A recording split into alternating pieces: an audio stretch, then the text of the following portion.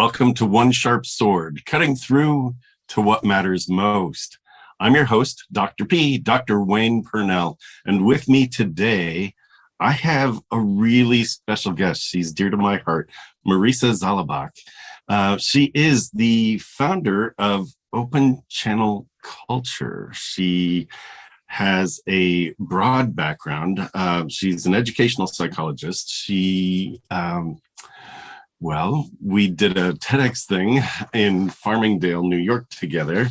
She's a specialist in social, emotional, and creative intelligences, which I love. And she calls herself a researcher as well. Also joining me, and you may see this or hear this if you're listening to the podcast, is my cat off to my left side. She will not leave me alone today. That aside, cat aside, Marisa, welcome. Thank you for joining us. Welcome, and thank you for having me, Wayne. Thank you so much. Awesome. You've done an amazing amount of work. You've had over 3 decades doing coaching and training. You are getting people to think creatively. You're teaching people how to be present on Zoom, at least, if not in meetings and more. You are involved with climate initiatives. You have a ton of stuff going on. I would love to hear, let's back up a little bit. Did you grow up in New York? I did not grow up in New York, although I've been in New York now for 45 years, which I think makes me a New Yorker. But I grew up actually in the Midwest. I grew up in Illinois and Wisconsin. Okay. And I moved to New York to come to college, and in the 1970s, really at the height of the crazy 70s. And it was a very interesting place then as it is now. But I moved to New York from the Midwest. Very different experience. That's amazing. And you came in the 70s, which means you came out of the 60s, which is also incredible. Mm-hmm. And you've been in New York for a while, obviously, most of your life at this point. Where did you start? What did you study in college? Where did you think you wanted to go? Most of us, and I think this is a huge lesson because our listening audience ranges widely in age. And I think it's a really important message that where we start is not where we end up, and where we think we're ending up is not where we end up. So often, right? It's very much road less traveled. You don't necessarily know where you're going to be. Yeah. And I came to New York to go to college, but it was a conservatory school for performing arts. And so that was where I started. So I started my life here in New York, studying to become a professional performing artist, which I did, and so I lived in that world for many years. I performed in theater, the New York Shakespeare Festival and Public Theater and Playwrights Horizons and those kinds of places, and also for film and television, Law and Order and that kind of stuff. And it's the standard stuff that most New York actors do. And of course, in between that, I did the things that New York actors do, which is you wait tables and you work in restaurants. And I actually was the production manager for a cable television show for a while. The number of things, right? Myriad kind of professions that I, went into for short terms as I was building my career at that time. So you wanted to be an actress? Yes, and I was. And you were. And I was. And it was a wonderful. I've gone back to acting several times, and it's a highlight of my life. It's one of those things that taught me an enormous amount of skills, both for the theater and for performing and for life. And it's in fact a huge piece of what's informed my work now, right? Where we think they might feel disparate. I think to what you were saying in the beginning, right? This idea that they might feel like they're disparate, but in fact, there are connections to each thing that we do contributes to the next thing, right? It's incredible. You're doing a lot with social and cultural initiatives and looking at social and cultural change, both in the US and around the globe. Can you talk a little about that, or what's the bridge that got you from acting into what you're doing now? Sure.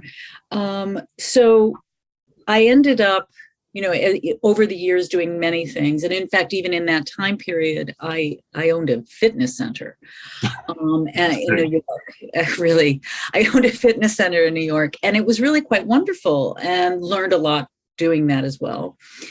And, and that was, again, still in the midst of going back to theater. But then I ended up having a child. And I had been a teaching artist on and off through the years and had worked with young people and had worked with teachers in schools. When I was working in schools, very often they would have me work with the teachers to build their skills in a number of things, which turned out to be social emotional learning skills. At the time, nobody referred to them as such, right? Right. And I began to get more interested. I had my child. I was teaching classes at a big organization in New York called Children's Aid Society. And I was teaching educational content, regular academic content, through movement and music. So as I was teaching movement and music to students and teaching academic content, what they found is that the students were actually learning more and responding more in my classes. And so I began having me train teachers. And through that, I began to wonder what was missing from teacher education, right? And it can't be just arts, but there had to be something missing. So I decided to go back to school and find out. And I ended up getting my first degree was in education and theater. So using performing arts as a vehicle for education. And in that, I discovered a number of things. And one of them was at that time, a field that was beginning to burgeon. It had been around for a long time, social emotional learning or social emotional intelligence, which Dan Goleman brought into the corporate world, right, in the 1990s. Yes. And the thing is that although it had been around for a while, and when I researched it, I found that there were certain organizations that were really moving this forward. And one of them was actually National School Climate Center. And I went to them and I said, I have no idea what you have available here, but I have these skills and I'm happy to create a program for you using creative arts to complete doing what you're doing, right? Or contribute. And they said, okay. And That's this, pretty great. And the thing is, one of the reasons that story is funny in some ways is that, in fact, that is the way that I've done many things in my life, right? I've gone in someplace and said, what do you think about this? And people will say, well, all right. And I'll just start it, right? And create something. I think so. I want to pause you because there are two lessons I think this is so important. My style is to pause my guests to highlight the important lessons along the way. There are two things you said. One you implied actually, which was you have a sense of what's missing. Right. So it's not like you're looking for what's wrong. Anybody can walk into, the most beautiful cathedral and see a crack or a missing tile. But it's like, what is in a program? What's missing? And so to have this almost global view of it's supposed to be a round tire, but it's missing a chunk. I can make this chunk. So I think that's really important, that you explore with curiosity, that you're not exploring with judgment. What's missing is a huge thing. And like there's more. And so what you do then is value add, and you have the guts to show up at an organization where you just go, hey, I can bring this. How's that sound? And people respond to you with, never thought about it. That'd be awesome. Right. So it's funny. And thank you for mentioning that and catching that. Of course, that's what you do, is catch things beautifully, right? That's your part of your expertise. Is there's a beautiful Margaret Wheatley poem that one of the lines is, don't ask what's wrong, ask what's possible. Yes. And I really love that. I mean, and that's a basic tenet that I think I learned in general being a performing artist. As a performing artist, you're always looking for, there's no such thing as perfection. That there isn't, right? You're always working on something. Yes. So working toward that possibility, working towards something you don't know what it is. One of my favorite things is that my daughter knows that my epitaph will read, she's figuring it out. I think that's a great epitaph. The other thing about perfection, and I want to make sure that this is clear to our audience, is perfection is a verb. It's not a state. It is like, you can't perfect something if it's not out there. And so many people hold themselves back from, it's not perfect. I can't show it. It's like, it's perfect now. You do it and you perfect it. So you perfect it because it's perfect, right? And I think that is also really important. Yeah, I think, again, it's, I love quotes, I do. But Pablo Casals is quoted as having said, they were like, Master, why are you practicing? He was 90 years old or something. He said, why are you practicing? And he said, I think I'm getting the hang of it. Exactly. That's so good. That's good. So I love that. I'm taking notes as I talk to you. So if you see me looking down, or if my table is shaking, it's because of that. So wow. So you got out there, you said, I've got this thing. And so talk about that. Talk about your work with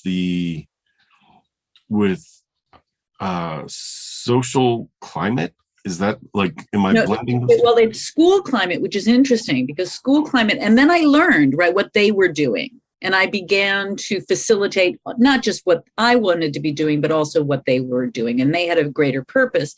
So, or not a particular purpose, right? So there is something that, there's culture.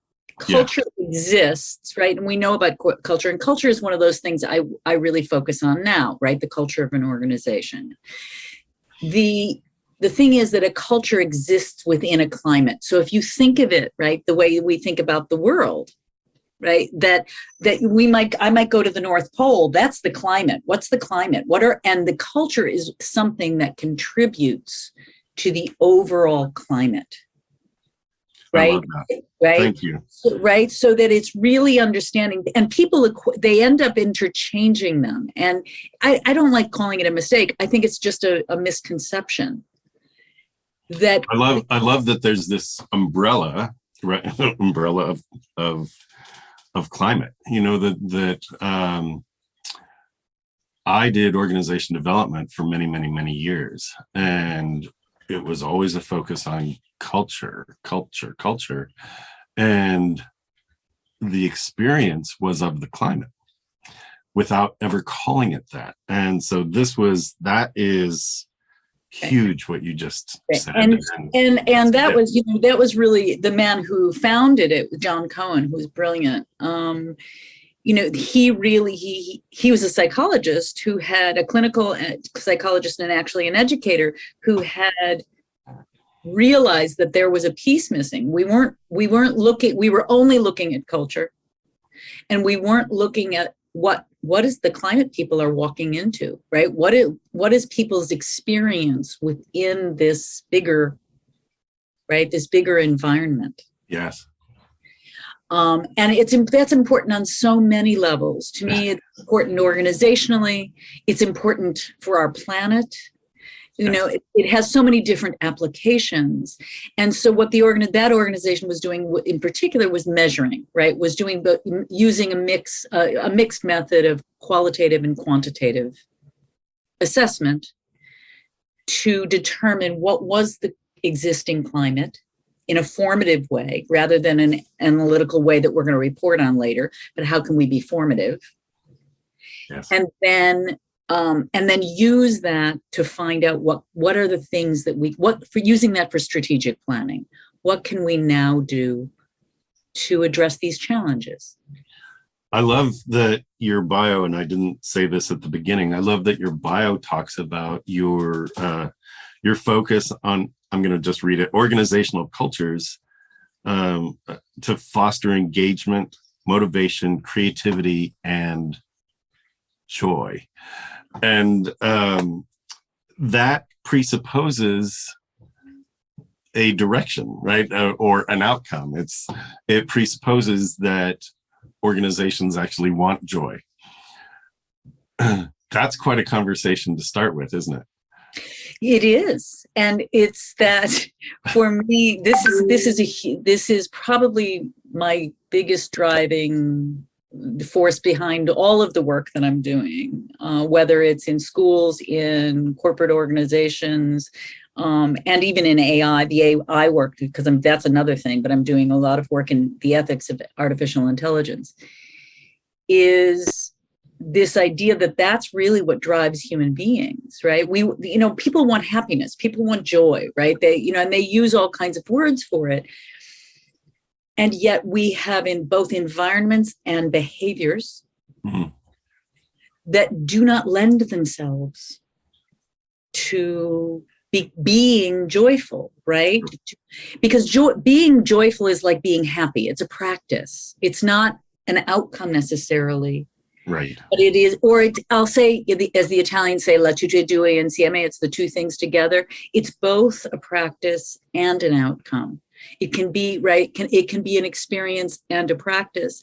But this idea that we bring our humanity, ideally, we bring our humanity into our workspaces. And all the studies show that this is what people really want. And yet somehow we keep avoiding it. We talk about soft skills when in fact, there's nothing soft about them. There's certainly nothing necessary. There's easy and hard about doing it, but they're practices, and we need them not just in school. We need them in businesses, and we need them in government, and even the World Economic Forum lists social and emotional intelligence as one of the 5 top skills for the future. Yeah. It's huge, and that's global. That's not just the United States. Well, the polls, I believe it's the Gallup polls, year after year after year, in surveying employees about what's their biggest desire. Salary is number 5, right? 1, give me something meaningful to do. 2, tell me you see me, acknowledge me, right? Acknowledge me that you see the work I do, acknowledge me as a human. And I love that this is that we do bring, or we can with consciousness, bring humanity back to the workplace. Yeah, I also think that there is, and that's one of the reasons I love your work so much, but it's also, it's fear, right? We have this fear that paying attention to our humanity is mutually exclusive of productivity.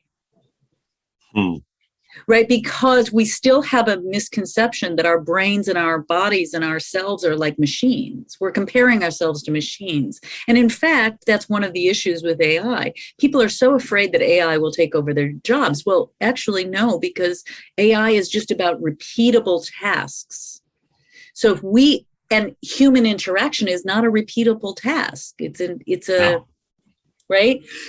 That's the role of human beings, is to be better at being human. There's the quote.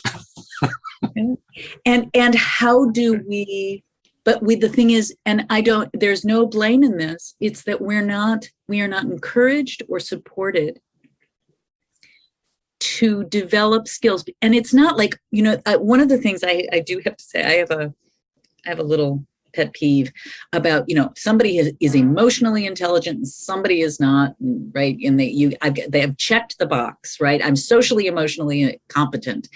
The reality is life happens. Something happens, a pandemic, social injustice, the climate change, a family member dies. We have things that happen. Mm-hmm. And when those happen, they do shake our ability to cope for moments, right? And then our ability to move back into functioning well, because that's always the goal, is to function well, is really about being able to say, you know what? I really need to relook at that. I'm not like done. I'm not finished, right? I always say nobody gets a certificate of completion in social emotional intelligence, right? You don't, it's like, oh, checked that box. Yeah, well done, right? Right? It's like, the idea is, at this age, at my age, I feel like, I'm getting better at this. Right? I've been doing it for the hang of it, right? Right. It's why I love the Casals quote so much. Yes. Is that I think, and the more we can embrace that we are all striving, we're all working on this, and we all do, and every single and I really do believe this. I believe that every single person has some beautiful strength, and probably more than one. Yes. And that we live in this kind of judgmental bubble that says, no, this is what's valuable and this what is what's not. And I think it's a much bigger way of thinking about the world. It would also, to me, and this is another talk, but to me, it also applies to how we think of equity in the world. Because if we begin to understand that everyone has gifts, everyone has strengths, right? Imagine what that would be if we really went, oh, see, now you're speaking my language now, right? This is one of the things that I think that's why we resonated. So I want to point out a key concept that you've brought up without actually stating it. And so I want to state it, which is what makes you good at this is that you chose deliberately to attend to it. Right? It's easy. This is the curse of knowledge. Well, just because I know something, everybody else should know it or think this way. The truth is, unless you're paying attention to what gift might the other person have, you're going to assume that the other person's going to be similar to you, and or assume vastly different, right? In tribe or out tribe, instead of exploring what is that bridge, what is unique about them. And that, I believe, creates the climate of curiosity, creates the culture of bonding. And I think that is huge, that it's a deliberate practice, right? It's a deliberate practice of curiosity, of who is this other person? What might I offer them? And what might they offer me in terms of who they are? That can be done on the street, in the grocery store, at home, because the person that is in your home isn't the same person they were 5 years ago, 10 years ago, or, even if you go more recent, 2 years ago, or even yesterday. Like, we're all changing. And that goes also for the person in the mirror, right? Who am I today? Who am I becoming? And I wanted to bring all this together because what you're saying is so beautiful. So, yeah, make it a deliberate practice, I think, is a core concept here. It's a series of deliberate practices. Part of what drove me, honestly, was that there were a number of the elements to social and emotional intelligence I wasn't so good at. Right. So it was, how can I be a better me? Mm-hmm.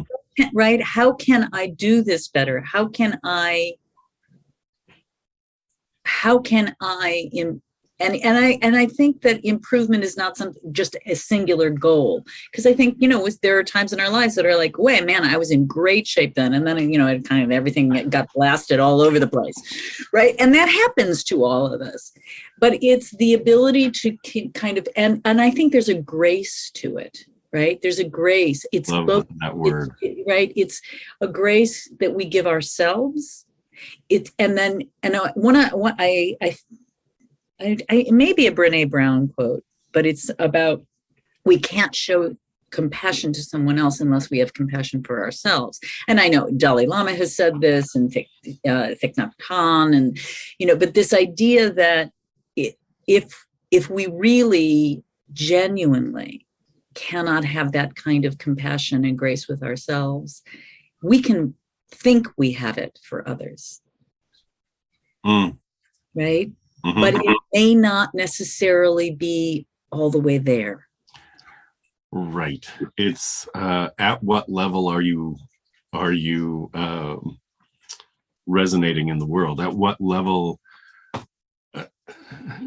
can you recognize that there's still more? Like and grace, right? And grace doesn't have to, again, be having grace for oneself and others is not mutually exclusive from saying, I also have integrity and I want quality. Yes. That's the problem. That's what happens when people go, oh no, we don't, we know about soft skills. Yeah, we know about soft skills. And it's like, do you understand how hard soft skills are? So, or what you refer to as soft skills.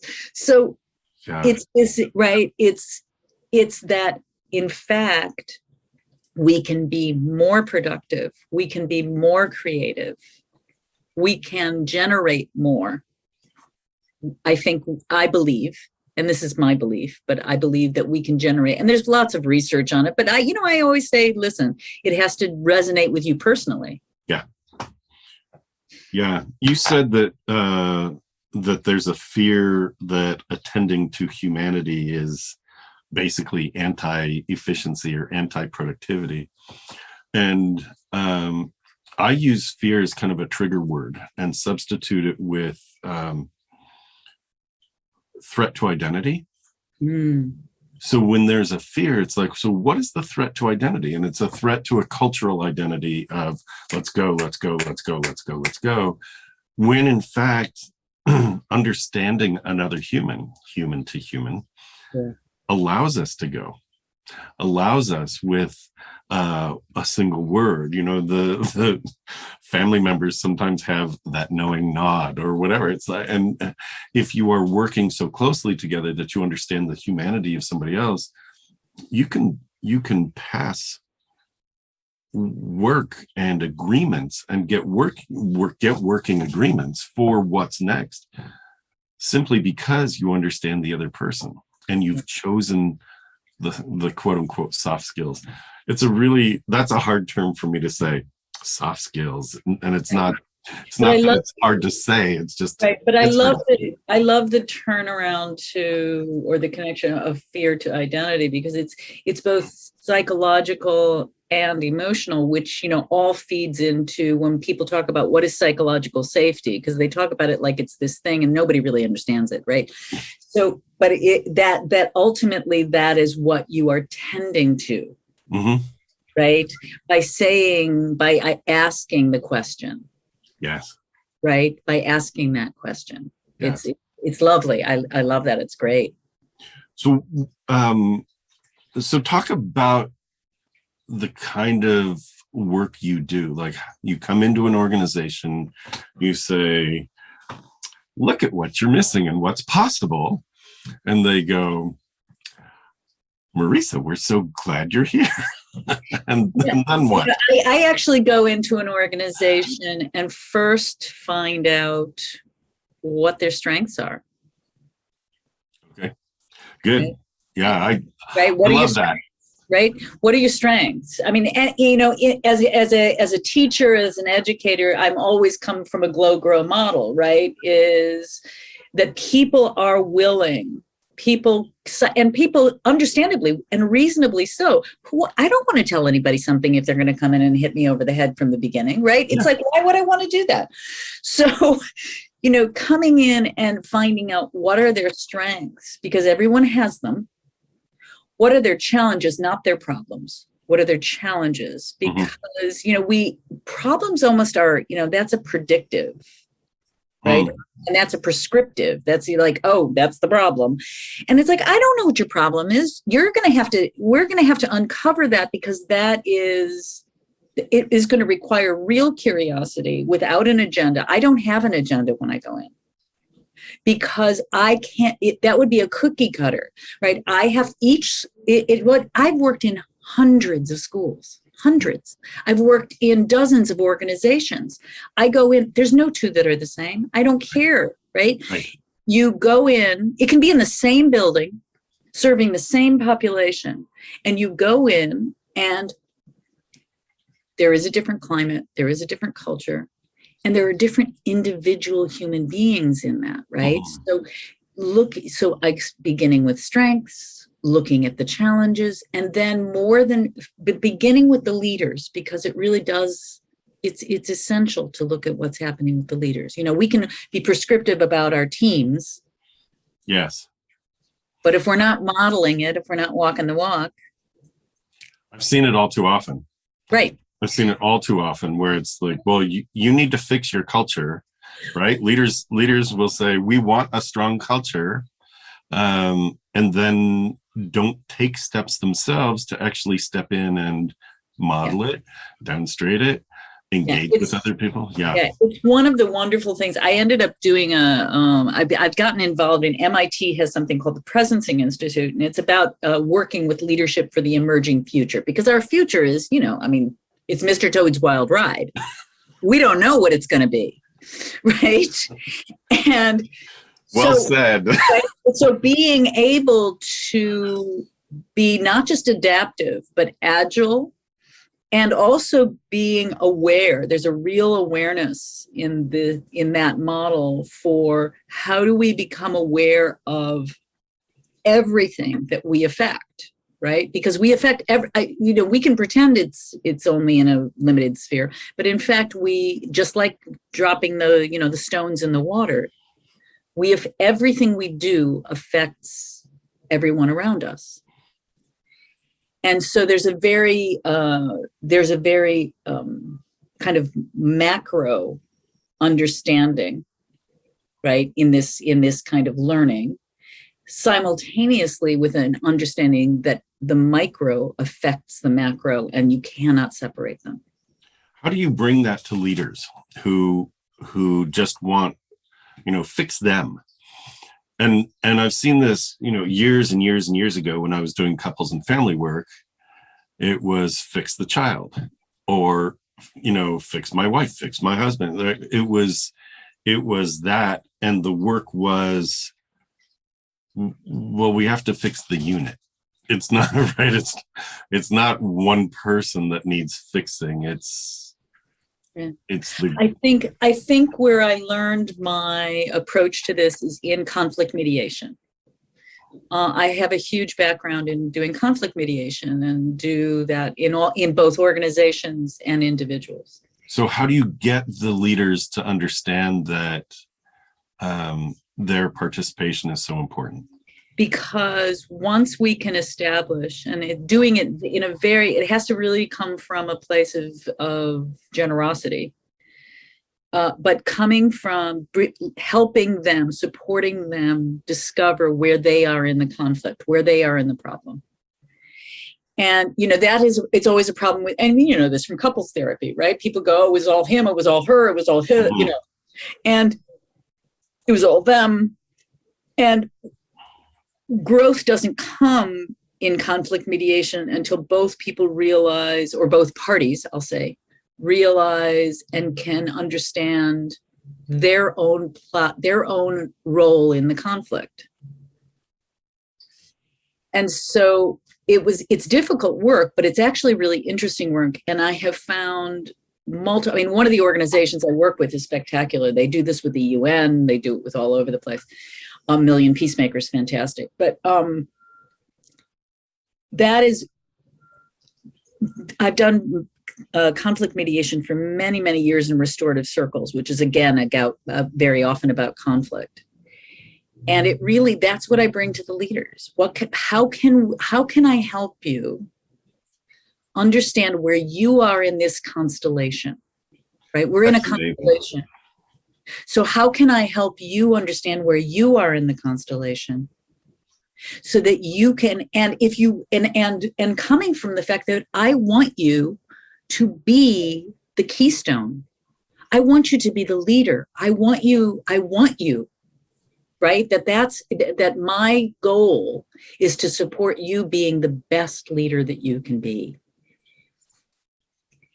And there is, right? And here, and really coming from that, not as in my agenda, but as because I don't want to work, I have had people that go, they're really nice.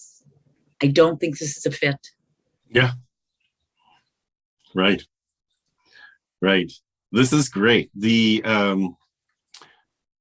That's also a great self-exploration question. How can I find out more about where I am in the constellation?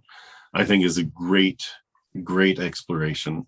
I've been taking notes along the way. You said something that I think could be a core concept that you deliberately teach, which is being adaptive, agile, and aware, your 3 A's. I don't know if you've ever put it together that way. Thank you. Because I'll take it.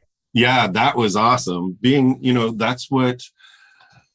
How powerful would any organization or individual be if we could say, I am adaptive, I am agile, I'm aware. And my big thing, in my first book, I talk about spiraling toward freedom in choosing your power. Spiraling toward freedom, you get freedom through awareness, because awareness leads to choice leads to greater awareness leads to choice leads to greater awareness, and that's an expansive spiral.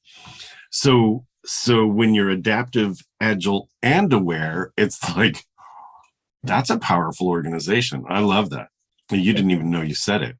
No, I didn't, and I am grateful. Thank you. You're brilliant. It's just rolling out of you. And I will say, the thing is, those are things I have to credit having spent years in the discipline of the arts. Yeah. Because those are things that if you're on a stage, yeah, and you don't know, and I've had this where one of the actors' wigs catches on fire. Jimmy Smits' wig caught on fire on stage. And, you want to talk about adaptive, you want to talk about agile, you want to talk about being aware, right? There it went. And so those are things, and every actor, any dancer ever talks to you, they always tell you the disaster stories. Sure. Because those are the ones where you had to do that. And we don't want to be encouraging disasters. I'm just saying we can learn, right? That disasters aren't the end point. Right. Right. We're still studying Apollo 13. In terms of adaptive, it is huge. Awareness leads to choice, right? So once we're aware of a situation, we have a choice about Do I put out the wig, or do I just say, here I am being a hothead? I like Depending on what happens, you'll figure it out, how right? do you That goes play? back to my epitaph. Yes. Well, and that's huge too. The idea of, I mean, there comes a point where you say, I do have the confidence to figure it out. Mm. That at some point you go, I've withstood enough that I know I can get through pretty much anything at this point. And one of the messages I like to give is you are as old as you've ever been. Like, you got here. Something got you here. You talked about strengths. It's like your strengths got you here. Through the pandemic, we have been resilient. We have been courageous. Every day, the rules change. 2.5 years ago, if someone had said, you're going to wake up with new rules for living every single day, won't that be great? You'd go, no. And yet we've done it. We've done it. Right. And businesses are doing it. And as individuals, we're doing it. And now businesses are in a place of organizations, I should say, beyond business organizations, including family organizations. Families are learning how to be resilient. Yeah. They're learning how to create new rules and adaptive. And that only comes from awareness. And I think that is part of a conversation, that happens internally. So I love this. I love everything about what you've sparked, because it's just, it's great. It's just great. So where's next? Like, where are you headed next? Well, I'm working on a few things. I'm working on my, I'm always working on my business, and simultaneously I'm working on an initiative called the Human Arts Lab, which is about reimagining education with the essential skills, human skills for the future, right? So we're talking about the same things, and I have a vision and a program that I really want to see put in globally for education for K through 12. That's a longer term project. And in the meantime, I'm on the education committee for IEEE, which is one of the two big international engineering organizations that determines ethics for AI design. And so I am, I've been contributing author on their current recommendations for the ethics related to human well-being. And they brought in people like me. I'm not an engineer. Are you kidding? I didn't even know about AI. Like, I didn't know anything about AI. But they brought people, multidisciplinary people in to not only consider the issues that affect us all, but also now I'm on a committee that is talking about how do we educate people in universities? How do we educate K through 12? How do we educate people about the things that are really important that will affect us as advanced technology continues to develop? And so this is really interesting to me. And that's, I don't know. I'm kind of, honestly, I'm a little bit of a learning junkie. So if somebody tells me something, that'd be hard to tell, right? If somebody tells me something new, I learned all about SDGs and triple bottom line investing and all of those things because somebody invited me somewhere and I went, all right, so and I'm also involved in that, in initiatives to begin to really encourage B corporations and triple bottom line investing in corporations, so that people are really talking about people, planet, and profit, and getting profit through serving people in the planet, right? Right. So that's kind of that's my focus right now. Several foci, I suppose that is, and I'm writing a book on unlearning. Nice. Very important work, all of it. This is fabulous. The people, planet, and profit is I think it's a huge initiative. I think that bridge absolutely needs to be there. Nobody says, "Oh, we're going to focus on people," without there being some kind of bottom line somewhere. So that's awesome. And I also applaud the idea of you being a continuous learner on purpose. A lot of people are exposed to a lot of information. We are all exposed to a lot of information, and a lot of people's response is, "That's too hard." Right? That's too hard, or that's not me. How do you know it's too hard? You don't until you actually step in and go, I wonder what that's about. So someone offers you an opportunity and you go, all right, let's see. I love that. I just love that. So this is awesome. If the audience, if my listeners and viewers want to reach out to you, what's the best way of doing that? They can reach out to me on my website, openchannelculture.com. They can also reach me at Marisa Zalabak through LinkedIn, right? Marisa Zalabak is direct through LinkedIn. And they can also reach me, mzalabak at openchannel.com. Awesome. Good deal. Yeah. They can also, and they can yours as well. I'm just going to, plug that about. They can reach both of our TEDx's. Yes. On YouTube, on the TED.com. Yes, that's awesome. Yes, our TEDx's are up on TED.com. So good. So very good. I hate to phrase it this way. Any last words? Any final thoughts that you'd like to offer here? Well, since I'm a little bit of I love my quotes. I love your quotes too. Yeah, I'll leave one more, and it's Marcel Proust. And I'll read it because I'm a terrible malaprop. It's like I'm always misphrasing things. I like really somebody does not want me to necessarily. That's why I always I have to check my quotes. The real voyage of discovery consists not in seeking new landscapes, but in having new eyes. Oh, I love that.